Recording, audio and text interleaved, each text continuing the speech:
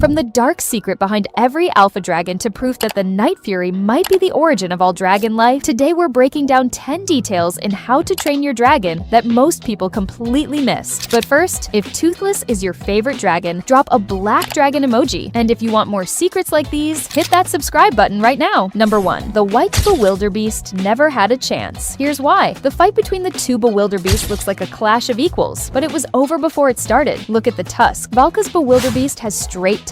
Drago's has curved ones, designed to hook inward and penetrate. In a head-to-head collision, that geometry gives Drago's dragon a structural advantage every single time. Then look at the armor. Drago's bewilderbeast is heavily plated. Valka's has none, no protection at all. And then there's the most important difference. Valka tried to stop the fight because she loves dragons. She hesitated. Drago didn't care about his dragon's well-being at all, which meant his dragon attacked without hesitation, without holding back, without a second of restraint. The white bewilderbeast lost because of straight tusk, no armor, and an owner who felt something. Drago won because he felt nothing. Number 2, we know exactly why Toothless's parents never appear. It's one of the biggest unspoken questions in the whole franchise. Where are Toothless's parents? We see Light Fury families in the hidden world. We see eggs. We see entire communities, but no Night Furies. Not one. Here's the answer hiding in plain sight. The hidden world is surrounded by ice crystals, and Grimmel himself stated that Night Furies cannot survive in cold environments. They need warmth to live. That means the hidden world, the very place all dragons are supposed to call home, is actually hostile to Night Furies. If Toothless's parents are alive, they're not there. They're somewhere warm. A desert maybe? Somewhere far from Berk, far from the ice, far from the place their species biologically cannot survive. Toothless wasn't separated from his family by tragedy. His family just lives somewhere the story never went. Number 3. Every alpha dragon has the same injury, and it's not an accident. This detail is hiding across all 3 films, and almost nobody connects them. In the hidden world, pause on the bewilderbeast's wings. They're massive but torn, filled with holes, completely destroyed. Now go back to the first movie. Hiccup defeats the Red Death by burning holes through its wings. The dragon crashes and dies. But before that, the Red Death controlled every dragon on Berk, forced them to hunt, forced them to bring back food, ate the ones who refused. That's not just a monster, that's an alpha. Drago's bewilderbeast, same torn wings. Valka's bewilderbeast, same damage. Every alpha we've seen across the entire franchise is grounded, and then it clicks. Alpha dragons aren't born into their role, they're made. Something destroys their wings so they can never leave. So they're locked in place, forced to rule whatever territory they're trapped in. The hidden world doesn't protect its alphas, it imprisons them, and Toothless just became the new alpha. What do you think that means for him? Number 4. Every female character in this franchise is secretly overpowered. There aren't many female characters in How to Train Your Dragon, but every single one of them is extraordinary once you actually look. Roughneck might seem chaotic on the surface, but at critical moments, she's often the one whose instincts turn the tide when nothing else works. Heather,